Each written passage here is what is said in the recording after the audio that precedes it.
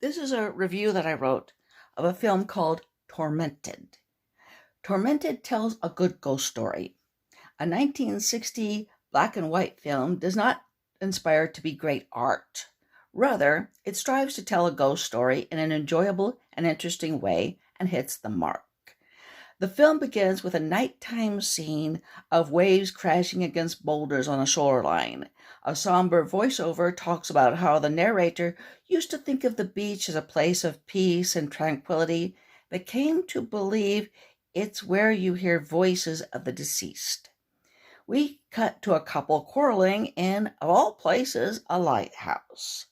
We learn from the squabble that lounge singer Vi Mason, played by Julie Redding, desperately wants to wed jazz pianist Tom Stewart, played by Richard Carlson, who is engaged to another woman. Vi protests, "No one will ever love you more than I do." Suddenly, and for no special reason other than that the plot demands it, Vi wants to go to the top of the lighthouse and watch the sea from there. Once there, she spends little time admiring the view. Instead, she reminds Tom that she saved all his love letters. She asks what his fiancé would think if she read those epistles, while Vi added pertinent footnotes. Vi leans against the railing, which, who would have guessed, is weak and gives way. She holds on for a moment and begs Tom, "Please save me, take my hand, help me, Tom." He puts his hand out, but then withdraws it, allowing Vi to fall to her death. It appears to be the next day when the next scene opens with Tom on the beach. He sees Vi's body in the water. He swims to fetch the corpse and carries it onto the shore. As he looks down at the body, it turns into a mass of seaweed. Much of what follows has this "is the ghost there or is Tom's conscience causing him to see things" tone. The woman to whom Tom is engaged, Meg Hubbard, played by Lou Jean Sanders, is often perplexed by his behavior, as she is not always aware, as Tom is, of a spectral presence. Spooky events follow that include disembodied footprints, hands, and even a talkative ghostly head.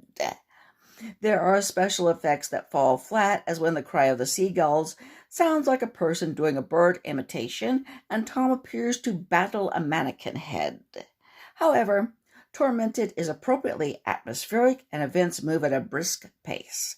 It's adequately acted by Carlson, Sanders, and Redding.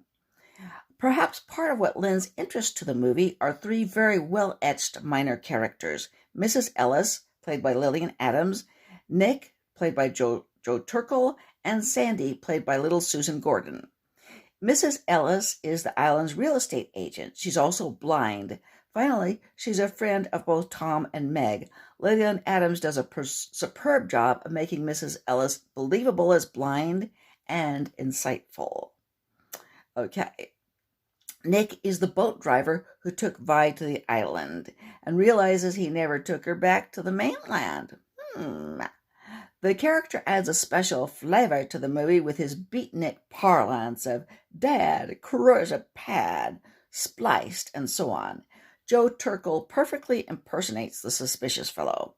Perhaps the most significant minor character is Sandy Hubbard, Meg's much younger sister.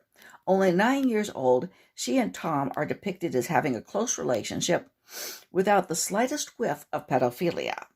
Child actress Susan Gordon hits every note perfectly, as she is by turns showing off, intrigued, frustrated, affectionate, and eventually horrified and confused. Despite some special effects mishaps, as previously noted, Tormented well accomplishes its aim of telling an entertaining ghost story, and it should be seen and enjoyed by anyone who likes a cinematic trip to the other side. Hope you enjoyed that and will subscribe to my channel.